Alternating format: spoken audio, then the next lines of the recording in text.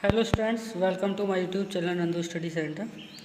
बच्चों, आज की इस वीडियो में हम आपका जो नेक्स्ट चैप्टर है, चैप्टर नंबर 3 डिस्कवरी टर्ट the saga continues, A R. Williams ने लिखा है। ठीक है, ए.आर. विलियम्स ने लिखा है। तो इस कहानी में देखिए, ध्यान दीजिएगा। सबसे पहले मैं आपको थोड़ा ओवरव्यू बता देता हूँ कि ये जो कहानी है ये कुछ अनसॉल्व्ड मिस्ट्रीज यानी कि कुछ रहस्यों के बारे में बताते हाईलाइट करती है। About the ancient rulers of Egypt, यानी मिस्र के एक प्राचीन शासक के बारे में। Specially about the youngest ruler of Egypt, Tutankhamun नाम था उनका, जिन्हें टुट बोला गया है यहाँ पर। ये मिस्र के सबसे कम उम्र के शासक थे। हॉवर्ड कार्टर ने इनके बारे में बहुत सारी कुछ चीज़ें की हैं। उन्होंने word by raising the mystery of his death, यानी उनकी जो डेथ की जो मिस्ट्री है, जो सीक्रेट है, उसके बारे में खोज की। उनकी mummy after then subjected to X ray and CT scan.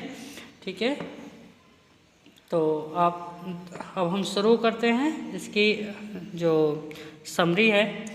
सबसे पहले देखिए, सबसे पहले किंग टुट्स मम्मी, यानी जो राजा टट थे उनकी जो मम्मी थी। देखिए, जैसे ही किंग टट की मम्मी को सीटी स्कैन करने के लिए लाया गया, देखिए कैसे उन्होंने खोज की।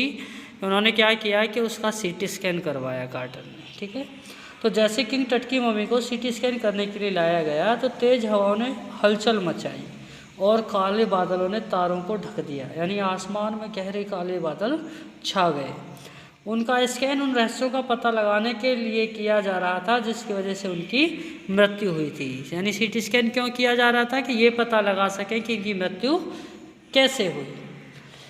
पर्यटक प्रसिद्ध मिस्र के राजा तुतनखामुन के मम्मी को सम्मान देने के लिए लाइन में खड़े थे। यानी बहुत सारे जो प्रसिद्ध मिस्र के जो राजा थे वो उसके लिए सम्मान में खड़े हो गए, क्योंकि उनके जो सबसे कम उम्र के और प्राचीन शासक को वहाँ लाया गया था। ठीक है, और उनकी असामयिक मृत्यु के बाद, असामयिक मतलब जो समय से पहले मृत्यु हो गई थी, उस मृत्यु के बारे में, ठीक है, अनुमान लगाया जा रहा था। नेक्स्ट देखिएगा, नेक्स्ट आपका पॉइंट है कॉफिन फंड, यानी ताबूत कोष। देखिए, मिस्र की सुप्रीम काउंसिल ऑफ एंटिक्स के महासचिव जई हवास के अनुसार मम्मी बहुत बुरी स्थिति में थी। वो क्या बताते हैं कि मम्मी जो थी वो बहुत ज़्यादा बेकार हो चुकी थी। किंग टुट का जो मकबरा पहली बार 1922 में ब्रिटिश में हार्वर्ड कार्टर द्वारा खोजा गया था। टट को शुद्ध सोने से बने ताबूत में कई अंत्येष्टि खजाने के साथ दफनाया गया था। किस में दफनाया गया था? शुद्ध सोने से बने हुए ताबूत में। खजाने में कीमती कॉलर, जड़ाहार और कंगन, अंगूठियाँ, ताबीज, एक औपचारिक एप्रन, सैंडल और उसकी उंगलियां और पैर की उंगलियों के लिए म्यान शामिल थे। ये खजाने आज तक के सबसे अमीर शाही संग्रह हैं।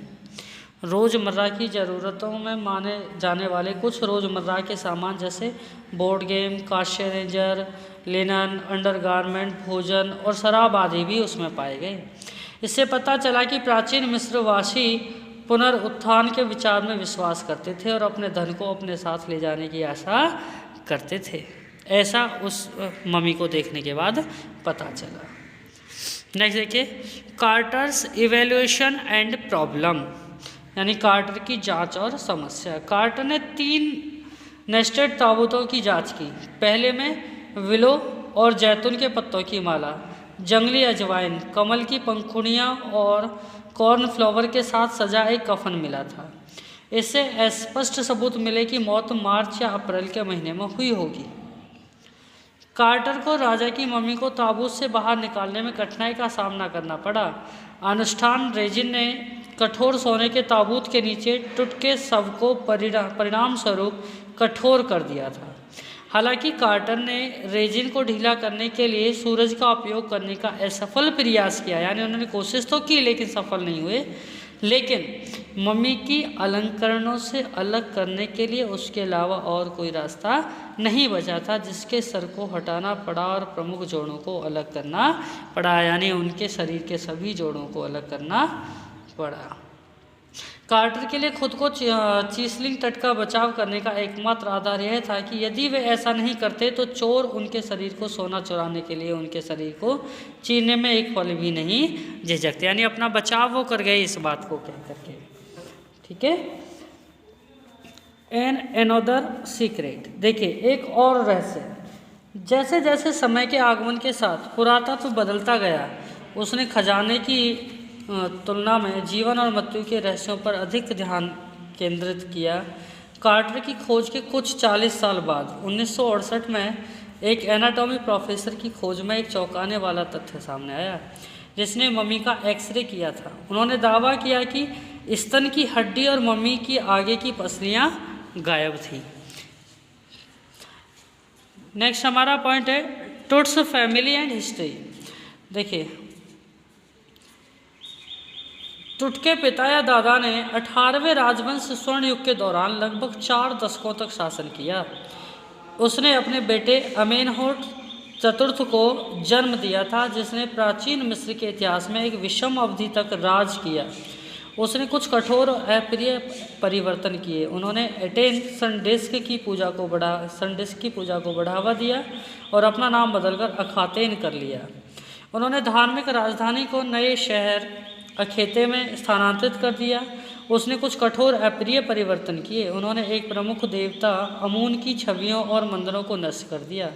उनके निधन के बाद स्मेंखकेरे नाम के एक शासक ने कुछ समय के लिए शासन किया। अंत में टुटनखतेन, यानी जिनका बाद में जो नाम बदलकर तुतनखामून कर दिया गया, ने गद्दी संभाली और अपने पूर्ववर्तियों द्वारा नष्ट किए गए पुराने रिवाजों को वापस से लागू कर दिया। उन्होंने लगभग 9 वर्षों तक शासन किया, कुल 9 वर्ष तक। सर 9 साल की उम्र में तो ये राजा बन ही गए थे। राजा टट की, देखिए नेक्स्ट देखिए किंग टट्स डेथ, राजा टट की मृत्यु। देखिए टुटनखामून या किंग टुट के रूप में वे आज भी व्यापक रूप से जाने जाते हैं। ठीक है। एक किशोर फिरौन यानी प्राचीन मिस्र के जो राजा के रूप में मृत्यु हो गई और सोने से लदे हुए थे, वह उन शासकों के परिवार का अंतिम वारिस थे जिन्होंने सदियों तक मिस्र पर शासन किया था। उनका अप्रत्याशित निधन एक बड़ी घटना थी और उनकी मृत्यु के कारण अस्पष्ट रहे। किसी को नहीं पता था कि उनकी मृत्यु कैसे हुई। 2 सबसे बड़े सवाल अभी भी उनके बारे में अनुत्तरित हैं कि उनकी मृत्यु कैसे हुई और उनकी मृत्यु के समय वे कितने साल के थे। लास्ट देखिए आपका पॉइंट आता है सीटी स्कैन। ठीक है। वर्ष 2005 में जब उनकी मृत्यु के 3300 से अधिक वर्ष हो चुके थे, तब किंग टट की मम्मी सीटी स्कैन से गुजरने वाली पहली मम्मियों में से एक बनी। जही हवास के नेतृत्व और एक पोर्टेबल सीटी मशीन के साथ उनका सीटी स्कैन किया गया। स्कैन से उनके जीवन और मृत्यु के बारे में नए सुराग मिले। ठीक है। इसने राजा टट के सटीक फोरेंसिक पुनर्निर्माण के लिए सटीक डेटा प्रदान किया। सीटी मशीन के कूलर के पंखे में रेत होने के कारण उन्हें स्कैनिंग प्रक्रिया को पूरा करने के लिए 2 प्लास्टिक पंखों का उपयोग करना पड़ा। टट के शरीर की जांच सीटी स्कैन की मदद से कंप्यूटर स्क्रीन पर की गई। इसमें एक गिरे सिर, गर्दन, कशेरुक, एक हाथ, रिब पिंजरे की गई छवियां और खोपड़ी का एक संक्रमण दिखाया गया। स्कैन के डाटा एकत्र करने के बाद फिरौन को उस स्थान पर वापस भेज दिया जाता है जो वह था, यानी उसका ताबूत। मम्मी के साथ कुछ भी गंभीर रूप से गलत नहीं हुआ था। यह जही हवास के लिए राहत की बात थी।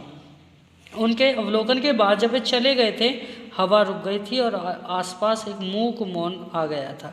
टुट के मकबरे के प्रवेश द्वार के ठीक ऊपर आकाश में ओरियन तारामंडल था, जिसे मिस्रियों द्वारा ओसिरिस की आत्मा के रूप में भी जाना जाता है।